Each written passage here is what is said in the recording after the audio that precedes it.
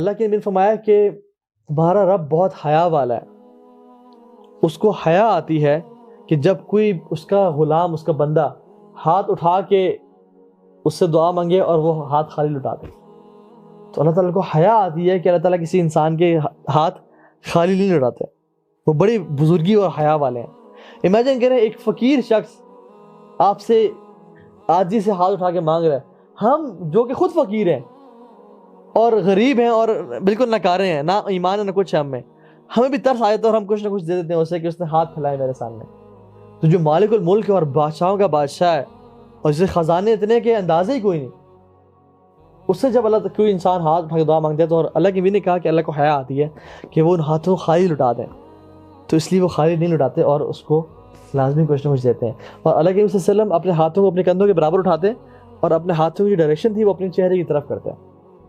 His palm hand used to face his face. ٹھیک ہے صلی اللہ علیہ وسلم. اسی طرح سے دعا شروع کس طرح کرنی چاہیے؟ توبہ استغفار سے. سب سے پہلے اپنے گناہوں سے توبہ مانگنی چاہیے. آپ سلیمان علیہ السلام کو دیکھ لینا، انہوں نے کیا دعا مانگی؟ رب اغفر لی وہب لی ملکا، یا اللہ مجھے معاف کر دے اور مجھے ایسی سلطنت دے جیسی تو نے آج تک کسی کو نہیں دی. کیونکہ جیسے ہی انسان نے اپنے گناہوں سے توبہ مانگی، اللہ نے اس کی گناہوں کو معاف کر دیا اور اللہ سے راضی ہو گیا. اب اللہ راضی ہے، اسے جو مرضی منوا لو. اور فوراً سے اللہ سلیمان نے کیا دعا کی؟ یا اللہ مجھے معاف کر دے، رب اغفر لی. اور پھر دعا اللہ کی شان، مطلب سبحان اللہ. دیکھیں ایک شخص ہے، وہ کسی لاکھ پتی سے کچھ مانگتا ہے تو وہ لاکھوں میں یہ کچھ تھوڑا مانگے گا نا. لیکن ایک شخص جو کہ پریزیڈنٹ کے پاس جائے، جس کے پاس جو بہت رچ بھی ہے، اس کے بزنس بھی ہے، سب کچھ ہے اس کے پاس، تو وہ اسے کہے مجھے میرے ادارے کے لیے 20 روپے چاہیے مجھے، سو شرم نہیں ہے کہ کس سے مانگ رہا ہے تو نا. تو جتنا انسان کا سٹیچر ہوتا ہے اتنی بڑی دعا مانگنی چاہیے. کسی بادشاہ کے پاس آپ جائے کہیں گے مجھے 200 روپے چاہیے تھے، میں آپ کے پاس لے آیا. انسان مناسب نہیں لگتا. تو جب اللہ رب العالمین کے سامنے انسان دعا مانگے، اور تو چھوٹی چھوٹی دعا بھی مانگنی چاہیے اللہ کے سامنے، کیونکہ وہ ہر چیز کو پورا کرنے والا ہے، کیونکہ ہم اسی کے محتاج ہیں. لیکن انسان بڑی سے بڑی دعا بھی مانگے تو اپنے دعا کے جو سٹینڈز ہیں ان کو بھی ریز کر لیں. سلیمان علیہ السلام نے کیا دعا مانگی؟ ان سے جو غلطی ہوئی کہ گھوڑے کی وجہ سے ان کی نماز میں ڈیلے ہو گئی، and he was fascinated by the horses. ٹھیک ہے، تو انہوں نے کیا؟ رب اغفر لی وہب لی ملکا، یا اللہ مجھے معاف کر دے اور مجھے اب تو نے معاف کر دیا، مجھ سے راضی ہو گیا ہے اور میرے گناہوں کو نیکیوں بدل دیا ہے، تو مجھے ایسا ملک دے جیسے تو نے آج تک کسی کو نہیں دیا. اور اللہ تعالیٰ نے دعا قبول کی اور دیا ان کو ایسا ملک. ٹھیک ہے، تو اسٹارٹ بائی میکنگ استغفار. ٹھیک ہے، اسی طرح سے استغفار سے پہلے اللہ سبحانہ و تعالیٰ پہ حمد و ثنا، اللہ تعالیٰ کی تعریف اور نبی کریم صلی اللہ علیہ وسلم پہ درود پڑھنا. ایک صحابی آئے اور انہوں نے آتے ہی ہاتھ اٹھایا اور دعا مانگنا شروع کر دی، یا اللہ مجھے یہ دے، یا اللہ مجھے وہ دے. جیسے ہم لوگ یا اللہ پاس کر دے، یا اللہ یہ پیسے دے دے، یا اللہ رزق دے دے، کوئی حمد و ثنا اور درود. تو اللہ کی نے کہا کہ عجلت، تو نے جلدی کی ہے، تو یہ چاہیے تھا کہ اللہ کی تعریف بیان کر، میرے پہ درود پڑھ اور پھر دعا مانگ. علی بن ابی طالب کہتے تھے کہ جو شخص اللہ کے نبی پہ درود نہیں پڑھتا نا دعا سے پہلے، اس کی دعا قبول نہیں ہوتی. So it's very important to praise Allah subhanahu wa ta'ala and to recite and send blessings upon Muhammad sallallahu alaihi wasallam and then make dua. دعا کی قبولیت کے چانسز بہت بڑھ جاتے ہیں جب انسان یہ کام کرتا ہے. اور اللہ کی تعریف، بہت ساری دعائیں ہیں، ابھی ہم آگے ذکر کرتے ہیں، چلے میں بھی بتاتا آپ کو انشاءاللہ. ٹھیک ہے، لیکن اللہ تعالیٰ کی تعریف بیان کرنا. اسی طرح سے نیور سے کہ یا اللہ اگر آپ چاہیں تو یہ قبول کر لیں. کبھی نہ کہیں یا اللہ مجھے یہ دے دیں، اگر آپ چاہیں تو یہ قبول کر لیں. کبھی ایسا نہ کہیں، کیونکہ حدیث میں آتا ہے اللہ کہ کوئی شخص اللہ تعالیٰ کو مجبور تو کر نہیں سکتا. تو کہہ سکتے کہ یا اللہ اگر ہم نہ بھی چاہیں تبھی دینا آپ نے. کوئی شخص اللہ کو مجبور نہیں کر سکتا. اللہ تعالیٰ جو چاہتے ہیں خود کرتے ہیں. تو ڈونٹ سے کہ اگر آپ چاہیں تو قبول کر لیں، یا دعا کرتے ہوئے انشاءاللہ نہیں بولنا چاہیے. کبھی کبھی انسان کے منہ سے نکل جاتا ہے انشاءاللہ کہ نہیں بولنا چاہیے اس کو. ٹھیک ہے، کہ اگر آپ چاہیں. دعا کیسے مانگنی چاہیے؟ ادعوا اللہ وانتم موقنون بالاجابہ. دعا اس طرح مانگو کہ تمہیں یقین ہو وہ قبول ہوگی. اللہ کی میں خود فرمایا، حدیث ہے کہ دعا تم اس طرح مانگو کہ جس طرح تمہیں سچے دل سے یقین ہو کہ وہ قبول ہونی لازمی ہونی. اور اللہ تعالیٰ خود کہتے ہیں کہ انا عند ظن عبدی بی، میں اپنے بندے کے گمان کے مطابق ہوں جس طرح مجھ سے وہ گمان کرتا ہے. اور ایک اور حدیث میں آتا ہے اللہ غافل دل سے دعا کبھی قبول نہیں کرتے. ٹھیک ہے، تو یہ چیز. اسی طرح سے اللہ کے نبی صلی اللہ علیہ وسلم دعا مانگتے ہوئے ریپیٹیشن کرتے ہیں، کیونکہ وہ کہتے ہیں کہ اس پہ تکرار کرو، ریپیٹڈلی پڑھو، کیونکہ تم اللہ سے دعا مانگ رہے ہو۔ رسول اللہ صلی اللہ علیہ وسلم جب بھی کوئی سوال کرتے تو ریپیٹڈلی کرتے، 3 دفعہ کرتے، یا جب بھی کوئی اللہ تعالیٰ کی سے کوئی کی حمد و ثنا اور تعریف بیان کرتے اور کچھ مانگنا چاہتے تو اس کو ریپیٹڈلی کرتے، جس کی وجہ سے انسان میں عاجزی اور انکساری بھی بڑھتی ہے اور اللہ تعالیٰ کو بھی یہ چیز پسند ہے، ٹھیک ہے۔ غافل ہارٹ میں جگہ کے لیے اور یقین سے مانگنی چاہیے، میں نے آپ کو حدیث بتا دی، ادعوا اللہ وانتم موقنون بالاجابہ، کہ تم اس طرح مانگو جس طرح تمہیں یقین ہو۔ اسی طرح سے رسول صلی اللہ علیہ وسلم اکثر رو کے دعا مانگتے ہیں، رو کے دعا مانگنا بھی اس کی قبولیت بہت بڑھا دیتا ہے۔ ایک حدیث میں آتا ہے کہ رسول اللہ صلی اللہ علیہ وسلم نا بیٹھے ہوئے تھے اور کچھ صحابہ ان کے پاس اکٹھے ہوئے، اور یہ ان کے آخری دنوں کی بات ہے،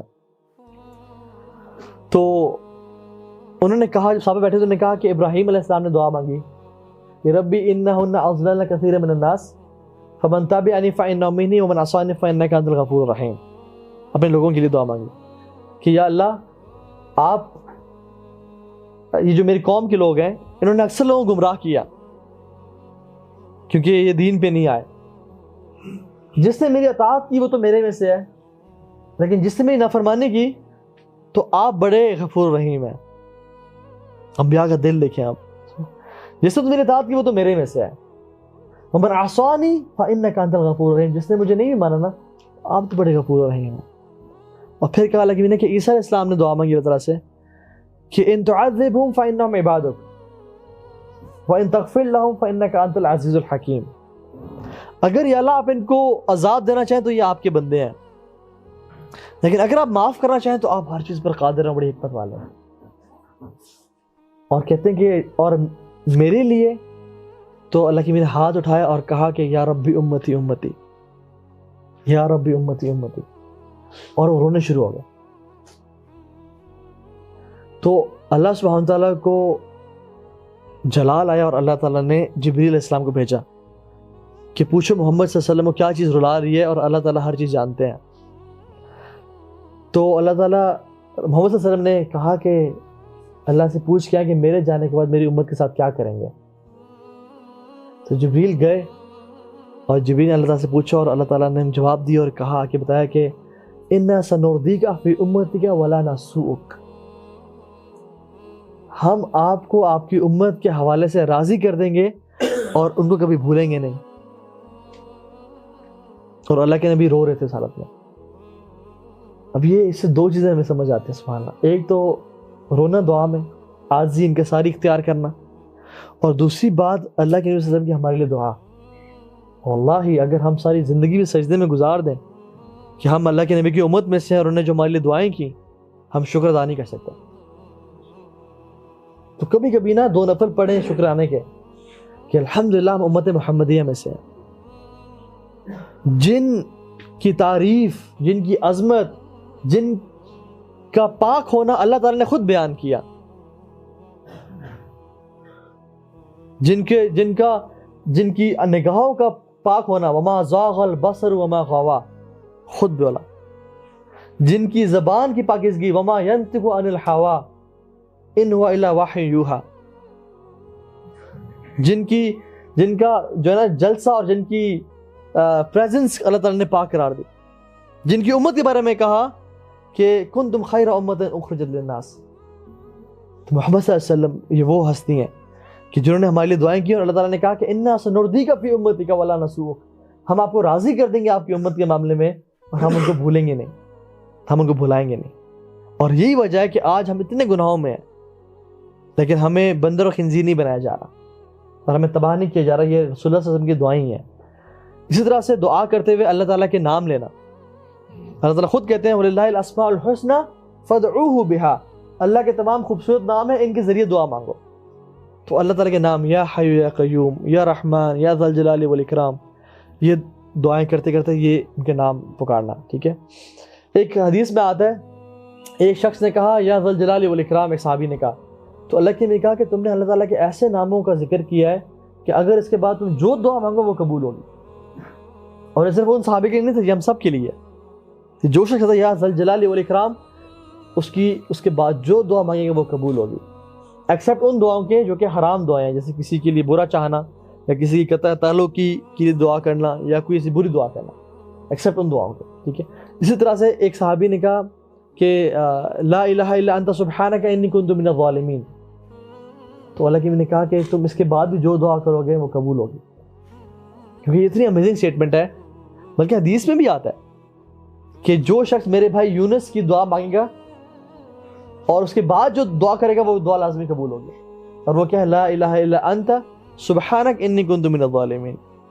پہلے تو اس نے بیان کیا کہ لا الہ الا انت، یا اللہ آپ کے علاوہ کوئی معبود نہیں ہے، صرف آپ ہی اللہ ہیں، سبحانک and you are perfect، انی کنت من الظالمین and I am the most imperfect، I am the one who is faulty، اور میں ہی گناہ گار ہوں۔